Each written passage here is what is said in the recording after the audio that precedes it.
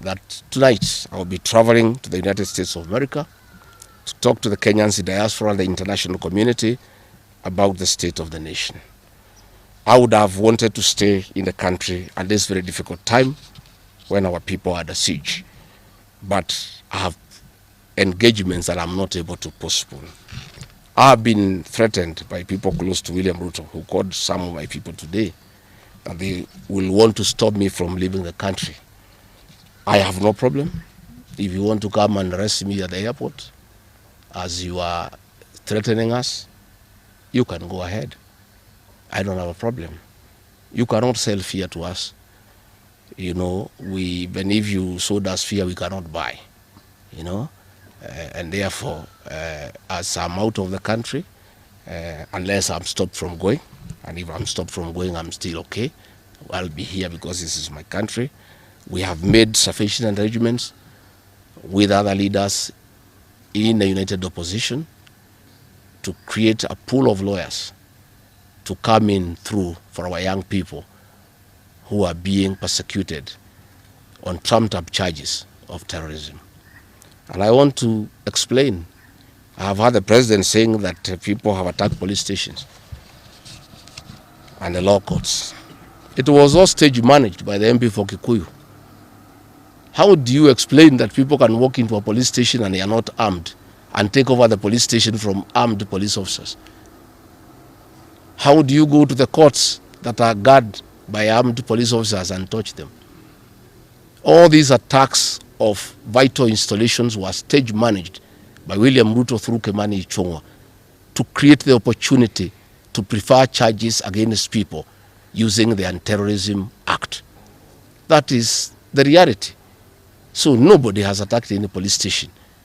They were all stage managed by government. And what is happening is history is repeating itself. This is exactly what Moi did in the 80s against the Kikuyu community.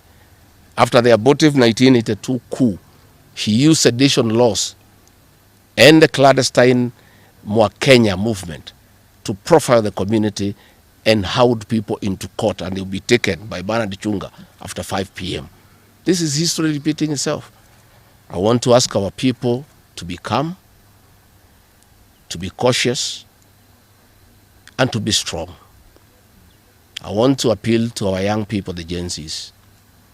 Looking at the scenario of what is happening and what William Ruto has planned, I want to ask my children, my sons and daughters, to consider applying the next onslaught against the President William Ruto by getting IDs and registering as voters so that they can deal with William Ruto on the ballot. Because I fear for them. Anytime they go out to the streets, they are killed like chicken. I would like to preserve to us these children. We would like to live with them. We would like to see them grow. And when we look at the desperation of William Ruto and the brutal force he is using against these children and the use of state militias to attack them, I would like to plead with them to consider, to join us, we in the opposition, by registering as voters. And in 2027, we'll be able to get rid of President William Ruto. William Ruto, finally, let me ask you a question. The Kikuyu nation, the Mount Kenya people, you call tribalists every day. These people you are waging war against, their businesses, are the same people who voted for you, even after what you did to them in 2007. They forgave you and considered you as a person they can elect as president. You have turned against the community. You are trying to mobilize other Kenyans to profile them and to fight them, but they have refused. These same people from Mount Kenya have the capacity to support somebody else, and it must not be you. And they proved that they are not tribal by voting for you when you are Kalenjin. They can vote for a Kamba.